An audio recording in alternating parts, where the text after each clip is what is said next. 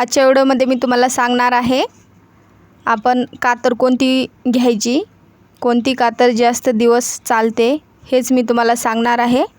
Video शेवटपर्यंत पहा। ज्यावेळेस आपण कातर घेतो त्यावेळेस आपल्याला पुरेशी माहिती नसते की आपण कोणती कातर घेतली पाहिजे। आपण डायरेक्टली घेऊन टाकतो, पण ते कातर समोर चालून आपल्याला जास्त दिवस टिकणार नाही, काही ना काही प्रॉब्लेम येत राहतो। त्यासाठी मी तुम्हाला कोणती कातर जास्त दिवस चालते ते मी तुम्हाला सांगणार आहे। त्याआधी आपली जे कातर असते त्याला व्यवस्थितपणे ऑइलिंग करायचं आहे। ऑइलिंग हे सारखं करायचं नाही, कधीतरी करायचं आहे। ऑइलिंग करून ठेवून टाकायचं आहे। आता माझ्याकडे 2 कातर आहेत। स्टार्टिंगला घेतलेली ही कातर आहे, तुम्ही इथं बघू शकता। हे जे कातर आहे ते खूप हलकी आहे, हलकी पण आहे आणि एकदम स्मूथ चलते। हिचा तसा काहीच प्रॉब्लेम नाही, पण सारखं हिला धार जे आहे ते लावून आणावं लागणार आहे दुकानावरून। हेच मला तुम्हाला सांगायचं आहे की हे जे कातर आहे ते फक्त आणि फक्त धार लावल्याच्या नंतर फक्त 4 महिने चालते। 4 महिन्याच्या नंतर खराब होती। नवीन असताना ही कातर खूप छान चालते।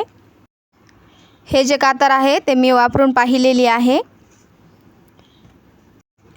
एखादी वस्तू आपण घेतो तर ते वस्तू आपल्याला पण वापरता आली पाहिजे। ते आपण व्यवस्थित वापरलं तर व्यवस्थितपणे चालते। वापरलेली आहे मी हे कातर, पण मला रिझल्ट काय भेटलेला नाही। त्यानंतर ही एक आहे कातर, तुम्ही इथं बघू शकता। जे टेलर मैत्रिणी आहेत हे कातर जे आहे बेस्ट आहे, हे कातर वापरतात टेलर मैत्रिणी। हे कातर जे आहे वापरायला हाताला थोडीशी जड वाटती। हे जे कातर आहे हे कातर खूप जड असती, वापरता वेळेस आपल्याला हाताला थोडं जड वाटती, पण नंतर आपल्याला सवय झाल्याच्या नंतर काही एवढं वाटत नाही। त्यासाठी हे जे कातर आहे बेस्ट आहे। हिला एखाद्या वेळेस तुम्ही धार लावून आलं तर 1 वर्ष चालते, 1 ते 1.5 वर्ष चालते। जर तुम्हाला घ्यायचं असेल तर हे कातर तुम्ही घेऊ शकता। हे कातर जे आहे ऑनलाईन परचेस करू नका, फक्त ऑफलाईन घ्या,